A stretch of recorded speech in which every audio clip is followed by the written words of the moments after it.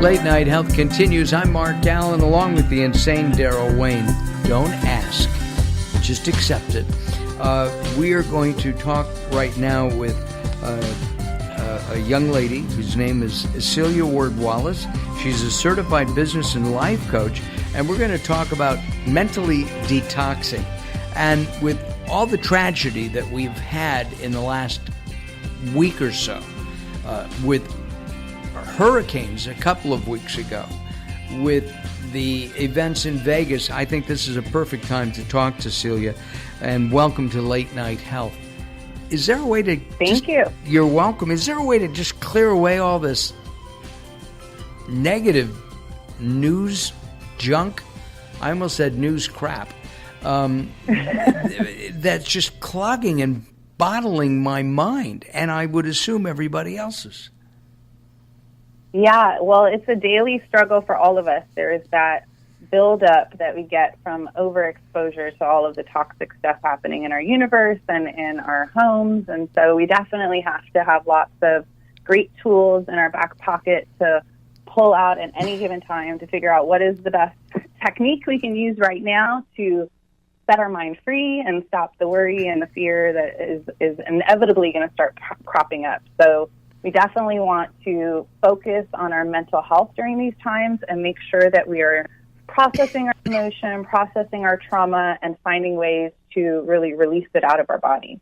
I remember my grandfather subscribing to the Reader's Digest, and his favorite part was laughter is the best medicine. Now, I'm going back to the early 60s when he had this, and in fact, I think there's a Reader's Digest sitting on my coffee table in my den, and I've been meaning to pick it up to see if they still have that. Is laughter really that good for us? Yeah, well, laughter taps us into that emotion that we need so much right now, which is that joy, that pleasure, that connection. And so, if anything, the number one piece of advice I would give for all of us is to gather together with people that we love and have just time together. Make a great meal, have a conversation, play games, introduce the children into the mix. They always seem to know how to follow the joy and to keep laughter in the forefront. So we really need to find ways that we can disconnect from reality and really drop into what's most important. And the reality is that we have, we are alive. We are still here on the planet. For most of us, we have a home over our head, and we have food on the table, and we have people in our lives that we love. And so the more that we can focus on this and gather together and have a dance party or play charades or just tickle your children. We're coming over tonight. We're going to come over to your house tonight. We're playing charades and you're making dinner. And if you have kids, I got you. And if you have kids, we'll play with them too because we need to laugh. Okay. I have all of that covered for you. You're welcome to come. All right. We'll be there at 6. Actually, 6:30. Anyway. And in our lives today, we are inculcated with advertising and news and international news and local news, all this stuff. You walk into an elevator today, and there are little mini videos playing there promoting something, whether it's about the building and or come to happy hour at the top of the building. I mean, there's all kinds of things. We need to kind of disconnect from this, don't we? At least for some time. One of your recommendations, which would be extraordinarily hard for me to do, is to go 24 hours without my iPhone, my iPad, or computer. Is that really effective? It's extremely effective. So most of us have an addiction, to be honest. Most of us are addicted to our electronics. We're addicted to, the social media updates and our emails and our news.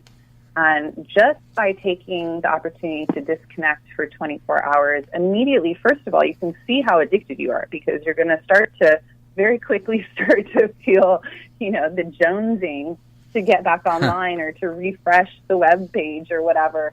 But by putting aside your phone or your computer and just saying, today I'm going to be outside, I'm going to go to the beach, or I'm going to hang out with a friend, I'll go to the movies, and just be a regular person like we used to be back before we had such quick access to all this technology, allows our mind to reset, allows our nerves to reset, allows us to, again, focus on what we have in front of ourselves, how great our lives are in all actuality, and not get ourselves consumed with all of the have-tos and everything happening in the world.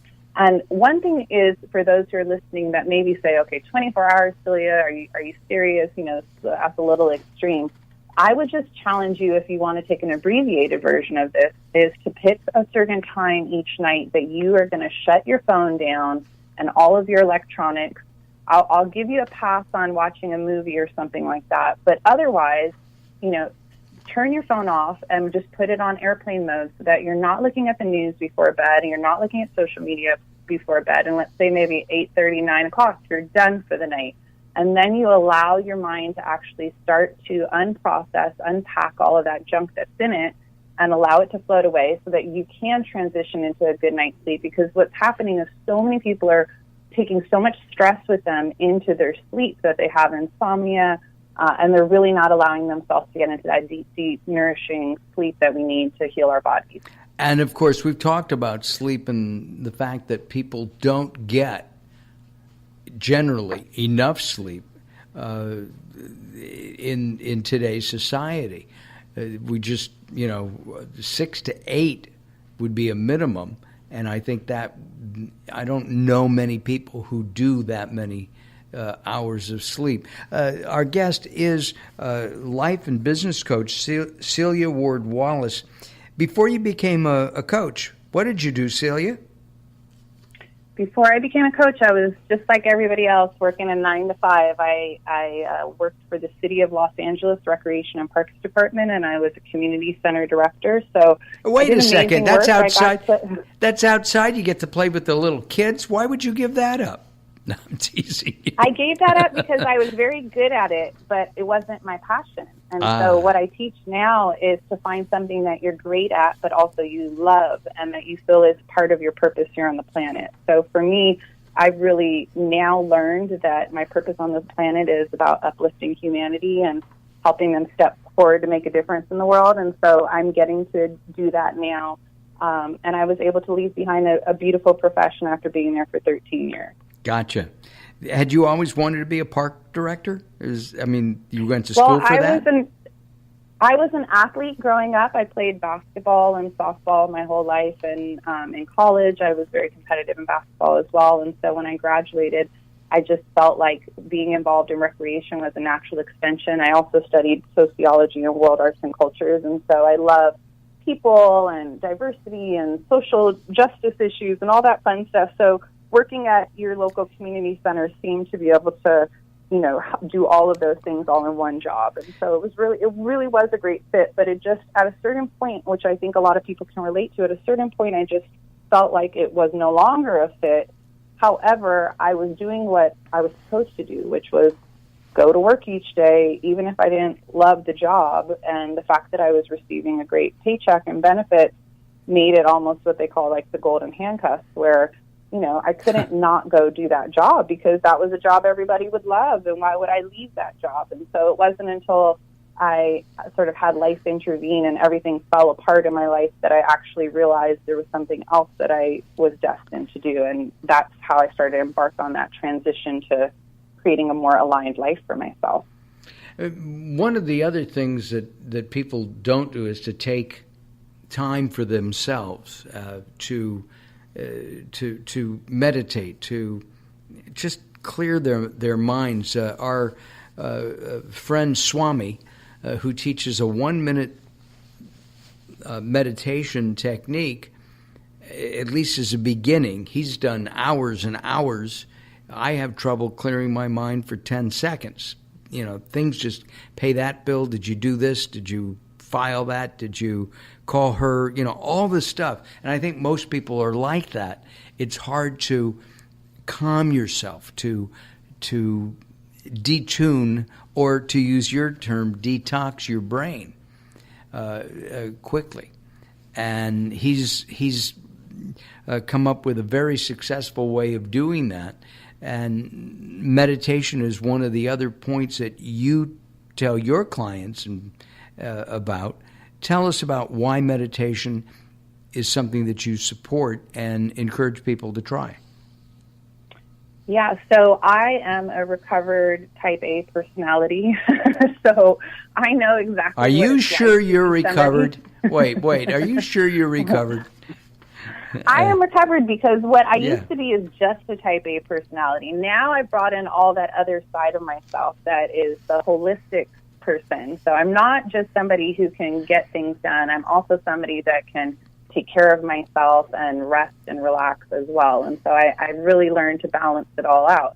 And that's where we get into that meditation piece, because I think for most people, they hear meditation and then either they're curious or they're like, no, that's not for me, or there's something weird about it for them.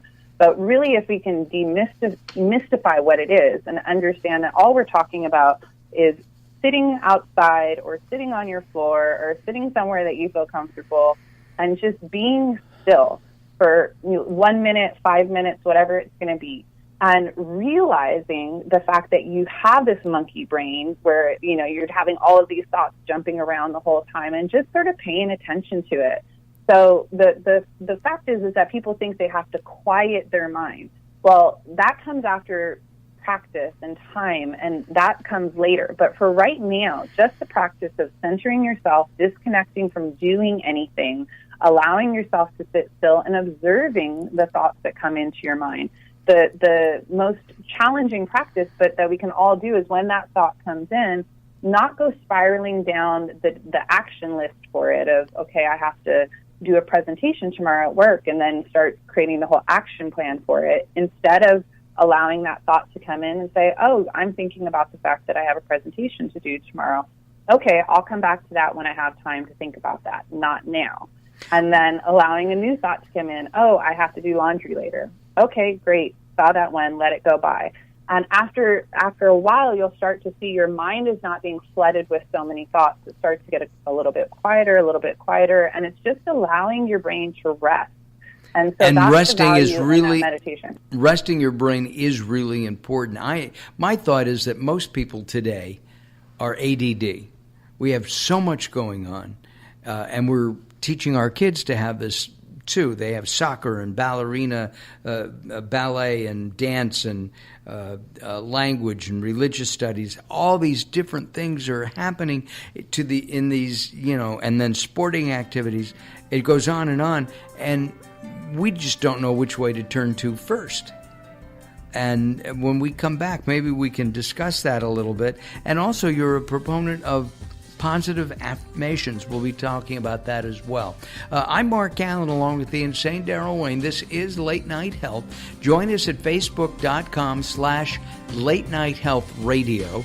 And in just a week or two, Celia Ward Wallace will be featured on that website, as well as on LateNightHealth.com. All right, don't go away, because we have more with Celia coming up as we move forward here on Late Night Health.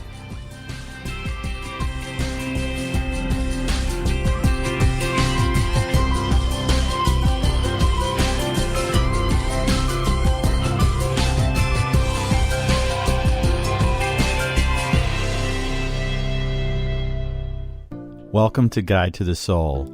This is Robert Clancy. Hope is one of those words that has no synonyms. It just simply is, and it's something that you'll have in your life as long as you want it. You can only lose hope when you choose to let go of it. So why let go? Each day of your life is a blank canvas, and you will always have a choice on how you paint it. It takes courage to take a journey of hope, but it's up to you to take that first step.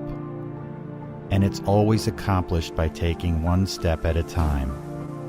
Hope is the greatest beacon you have to help you find your way out of the shadows of darkness, back to the light of a new day. For more inspiration from Robert Clancy, visit GuideToTheSoul.com or go to the Moments with Robert page on LateNightHealth.com. Attention users of the blood-thinning drug Xarelto. If you took the drug Xarelto and experienced complications such as cerebral hemorrhage, gastrointestinal bleeding or other internal bleeding, or if a loved one has died after taking Xarelto, you may be eligible to get a cash award for your suffering. Call the Xarelto Help Hotline now at 1-800-264-3150. That's 800-264-3150. To qualify for a cash settlement, you must file a claim before the deadline, so don't miss your opportunity for a cash settlement. Call 800-264-3150 now for a free, no-obligation consultation. Our call center is open 24/7. So if you took the drug Xarelto and experienced cerebral hemorrhage, gastrointestinal bleeding, or other internal bleeding, or if a loved one has died after taking Xarelto, call the Xarelto Help Hotline now at 800-264-3150, 800-264-3150. That's 800-264-3150.